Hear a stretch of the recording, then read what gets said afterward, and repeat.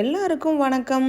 பிரகிக்கு birthday. அவனோட birthday கேக்கை order கொடுக்கறதுக்காக தான் பப்ளிக்ஸ் அப்படிங்கிற ஒரு ஸ்டோருக்கு வந்திருக்கோம்.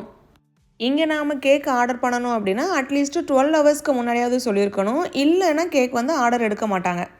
அந்த மாதிரி டைமில் நம்ம டக்குன்னு ஏதாவது ஒரு கேக் வாங்கணும்னு நினைக்கிறோம் அப்படின்னா ஆல்ரெடி கேக் ரெடி பண்ணி வச்சுருப்பாங்க. அதில் நம்ம என்ன எழுதணும்னு நினைக்கிறோமோ அவங்கக்கிட்ட சொன்னோன்னா அவங்க எழுதி தந்துடுவாங்க.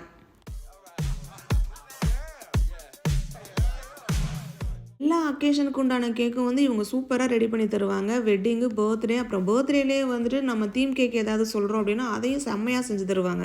நம்ம ஓனாக ஏதாவது தீம் கொண்டுட்டு போனோன்னா செஞ்சு தருவாங்களான்னு எனக்கு தெரியாது. ஆனால் அங்கே புக்லெட்லேயே நிறைய தீம் இருக்கும்.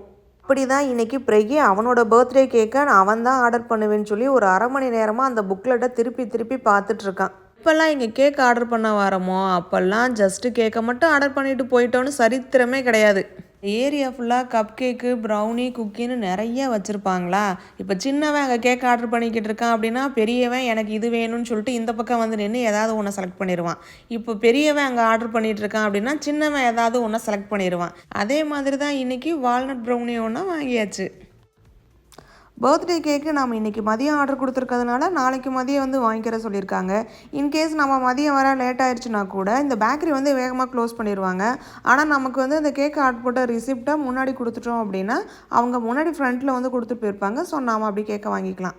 இதுக்கப்புறம் எங்கே போகணுன்னு அடுத்த வீடியோவில் பார்க்கலாம். பாய்.